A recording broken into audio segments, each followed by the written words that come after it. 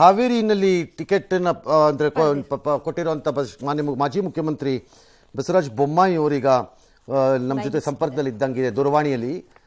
ನಮಸ್ಕಾರ, ರಂಗನಾಥ್ ಮಾತನಾಡ್ತಾ ಇದ್ದೀನಿ. ನಾನೀಗ ಎಂಥ ಪರಿಸ್ಥಿತಿನಲ್ಲಿ ಇದ್ದೀನಿ ನಿಮ್ಮ ಹತ್ರ ಅಂತಂದ್ರೆ ಕಂಗ್ರ್ಯಾಚುಲೇಷನ್ಸ್ ಹೇಳಬೇಕಾ ಬೇಡವಾ ಗೋಜಲಾಗಿದೆ ನನಗೆ. ಯಾಕೆಂದ್ರೆ why are you going? It is I am just unable to understand this. It was not ನನ್ನ ಒಂದು ಇಚ್ಛೆ ಇರಲಿಲ್ಲ. ಆದ್ರೆ ಆ ಕ್ಷೇತ್ರ ಎಲ್ಲವನ್ನು ಕೂಡ ಗಮನಿಸಿ ಸರ್ವೆ ಎಲ್ಲ ಮಾಡಿ ನಾನಲ್ಲಿ ಬರಬೇಕನ್ನುವಂಥದ್ದು ನಮ್ಮ ಪಕ್ಷದ ವರಿಷ್ಠರು ಪ್ರಧಾನಮಂತ್ರಿಗಳ ಸಮೇತವಾಗಿ ಇಚ್ಛೆ ಇರೋದ್ರಿಂದ ನಾನು ಹೋಗ್ತಾ ಇದ್ದೇನೆ. ನಾನು ನಿಮ್ಮ ಹತ್ರ ವೈಯಕ್ತಿಕವಾಗಿ ಯಾವಾಗ್ಲಾರು ಹಿಂದೆ ಎಲ್ಲ ಸಂಭಾಷಣೆ ಮಾಡಿದ್ದಾಗ ನೀವು ಬಯಸ್ತಾ ಇದ್ದಿದ್ದು ನನಗೆ ಸಾಕು ಚುನಾವಣೆ ಅಂತ. ಹೌದು. Okay, but you are getting ready for one more. ಹೌದು, ನಾನು ಇಷ್ಟು ಒಂದೇ ವರ್ಷದಲ್ಲಿ ಇನ್ನೊಂದು ಚುನಾವಣೆ ನಿಲ್ತೇನೆ ಅಂತ ನಾನು ನಿರೀಕ್ಷೆನೂ ಕೂಡ ಮಾಡಿರಲಿಲ್ಲ. ಬಹಳ ಅನಿರೀಕ್ಷಿತವಾದಂತ ಒಂದು ಬೆಳವಣಿಗೆ. ಬಟ್ ಯಾವುದೇ ಸವಾಲು ಬಂದಾಗ ಹಿಂದೆ ಸರಿಯೋದು ಕೂಡ ಅಷ್ಟೇ ತಪ್ಪಾಗ್ತದೆ. ಈ ಬಾರಿ ಮೊನ್ನೆ ವಿಧಾನಸಭಾ ಚುನಾವಣೆ ನಡೆದಾಗ ನಾನು ನಿಮ್ಮ ಕ್ಷೇತ್ರದಲ್ಲಿ ಇದ್ದೆ, ನಿಮಗೂ ನೆನಪಿದೆ. ಹೌದು. ನಿಮ್ಮನ್ನ ಅತ್ಯಂತ ಪ್ರೀತಿಯಿಂದ ಜನ ಬಯಸ್ತಾ ಇದ್ದಿದ್ದನ್ನ ನನ್ನ ಕ್ಷೇತ್ರದಲ್ಲಿ ಕಂಡೆ. ಹೌದು. ವಿಧಾನಸಭಾ ಚುನಾವಣೆಯಲ್ಲಿ ನಾನು ಹೇಳ್ತಿರೋದು ಕರೆಕ್ಟ್. ಅಂದ್ರೆ there was a unanimous feeling of a goodwill ಇತ್ತಲ್ಲಿ. ಹೌದು. How can you leave them? ಇಲ್ಲ, ನನಗೆ ನಿಜವಾಗ್ಲೂ ಕೂಡ ಈ ನಿರ್ಣಯ ಆದ ತಕ್ಷಣನೇ ನಾನು ಕಣ್ಣೀರು ಹಾಕಿದ್ದೇನೆ. ನನ್ನ ಕ್ಷೇತ್ರ ಜನರು ನೆನೆಸ್ಕೊಂಡು ಬಹಳ ಕಷ್ಟ ಆಗ್ತದೆ. ಬಹಳಷ್ಟು ಪ್ರೀತಿ ಕೂತ್ಕೊಂಡಿದ್ದಾರೆ. ಹಳ್ಳಿಯಲ್ಲಿ ನನಗೆ ರೊಟ್ಟಿ ಕೊಟ್ಟಿದ್ದಾರೆ, ಪ್ರೀತಿ ಕೊಟ್ಟಿದ್ದಾರೆ. ಯಾವ ಋಣ ಬಂದ ಗೊತ್ತಿಲ್ಲ ನನಗೆ.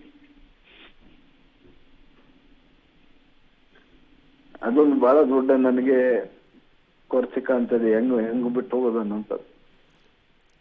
ನಿಮ್ಮ ಕ್ಷೇತ್ರದಲ್ಲಿ ನಾನು ಓಡಾಡ್ತಿದ್ದಾಗ ಅಲ್ಲಿ nobody was calling you Basavaraj, ಅಥವಾ ಬೆಂಗಳೂರಲ್ಲಿ ಕರೀತಾ ಇದ್ದಂಗೆ ನ್ಯಾಷನಲ್ ಮೀಡಿಯಾನವ್ರು ಕರೆಯೋಂಗೆ ಬಸವರಾಜ್ ಬೊಮ್ಮಾಯಿ ಅಂತ ಯಾರು ಕರೀತಿರ್ಲಿಲ್ಲ. ದೇವರ್ ಕಾಲಿಂಗ್ ಯು ಆಸ್ ಬಸವಣ್ಣ ಅಂತ. ಹೌದು, ನಿಮ್ಮನ್ನು ಕರೀತಾ ಇದ್ದಿದ್ದು ಹಾಗೆ ಆ ಕ್ಷೇತ್ರದಲ್ಲಿ. ಹಾಗಿದ್ದಾಗ ಎಲ್ಲವನ್ನೂ ಕೊಟ್ಟ ಕ್ಷೇತ್ರ, ಈಗಲೂ ಹಾವೇರಿಲೇ ಇರ್ತೀರಿ, ನೀವೇನು ಹಾವೇರಿ ಬಿಟ್ಟು ಹೋಗಲ್ಲ. ನೀವೇನು ಕ್ಷೇತ್ರ ಬಿಟ್ಟೋಗಲ್ಲ, ಊರು ಬಿಟ್ಟೋಗಲ್ಲ, ಹಾವೇರಿಲೇ ಇರ್ತೀರಿ. ಹಾಗಾಗಿ ನನಗೆ ಆಶ್ಚರ್ಯ ಆಗ್ತಾ ಇರೋದು ಏನಪ್ಪಾ ಅಂತಂದ್ರೆ, ಈಗ ನೀವು ಲೋಕಸಭೆಗೆ ಹೋಗಿ ಮಾಡೋದೇನಿತ್ತಪ್ಪ ಅಂತ ನನಗೆ. ಈಗ ಇದು ವರಿಷ್ಠರು ಏನೆಲ್ಲ ಯೋಚನೆ ಮಾಡಿದ್ರೆ ಗೊತ್ತಿಲ್ಲ. Let's be serious and straight ಅಂತ ಅನಿವಾರ್ಯತೆ ಇತ್ತ? ಹಾವೇರಿಲಿ ಬೇರೆ ದಾರಿ ಇರಲಿಲ್ವಾ? ಅದಕ್ಕೆ ನಾನು ಅಪೇಕ್ಷೆ ಇಲ್ಲದೇನೆ ಹಿಂಸರಿದ್ದೆ. ಈಗ ಸುಮ್ಮನೆ ವ್ರತ ಅಪವಾದಕ್ಕೆ ಗುರಿಯಾಗಬೇಕಾಗಿ ಬಂತ? ನಿಮ್ ತಪ್ಪಿದೆಯೋ ಇಲ್ವೋ? ಅದು ರಾಜಕಾರಣದಲ್ಲಿ ಅಪವಾದ ಎಲ್ಲ ಇದ್ದೇ ಇರ್ತದೆ. ಅದಕ್ಕಿಂತ ಹೆಚ್ಚಾಗಿ ನಾನು ಕಾನ್ಶಿಯಸ್ಲಿ ನಾನು ಸ್ವಲ್ಪ ದೂರನೇ ಉಳಿದಿದ್ದೆ. ಬಟ್ ಅದು ಮತ್ತೆ ಹೇಳದ ತಂದು ನನ್ಗೆ ಅಲ್ಲಿಗೆ ನಿಲ್ಸಿದೆ. ಬಟ್ ಈ ಹಾವೇರಿ ಗದಗ ಕ್ಷೇತ್ರ ನನಗೇನು ಹೊಸದೇನಿಲ್ಲ. ಆದ್ರೆ ಈ ಸಂದರ್ಭದಲ್ಲಿ ಬೇರೆ ಅವಕಾಶಗಳು ಬೇರೆಯವ್ರಿಗೆ ಕೊಟ್ಟಿದ್ರು ಕೂಡ ನಾನು ಅಷ್ಟೇ ಸಂತೋಷದಿಂದ ಕೆಲಸ ಮಾಡ್ತಾ ಇದ್ದೆ. Maybe you are destined like the father. ತಂದೆಯ ರಾಜಕಾರಣ ಮುಗಿದಿದ್ದು ರಾಷ್ಟ್ರದಲ್ಲೇ. ಹೌದು. ನೀವು ಮೋಸ್ಟ್ಲಿ ಅಲ್ಲಿಗೆ ಎಳ್ಕೊಂಡು ಹೋಗ್ತಿರ್ಬೋದು. ಅದು ಗೊತ್ತಿಲ್ಲ. ಆದ್ರೆ ಅವರು ರಾಜ್ಯಸಭೆಯಲ್ಲಿ ಮಾಡಿದ್ರು ಅಷ್ಟೇ.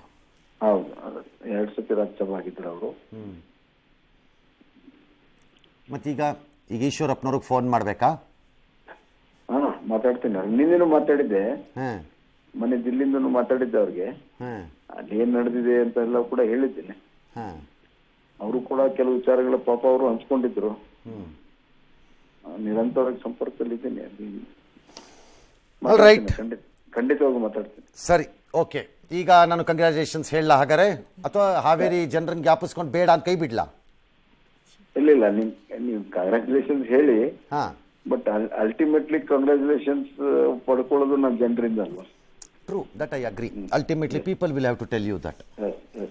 Thank you. So nice of you. All right. That was Basavaraj Bommai ಅವರು, ಮಾಜಿ ಮುಖ್ಯಮಂತ್ರಿಗಳು. ಹಾವೇರಿ ವಿಧಾನಸಭಾ ಕ್ಷೇತ್ರದಲ್ಲಿ ಈಗ ಶಾಸಕರಾಗಿದ್ದಾರೆ. ಹಾಗಾಗಿ ಅದನ್ನು ಬಿಡಬೇಕಾಗಿ ಬರುತ್ತೆ. ಗೆದ್ದ ಮೇಲೆ ಗೆದ್ದರೆ ಜನ ಆಯ್ಕೆ ಮಾಡಿದ್ದಾರೆ.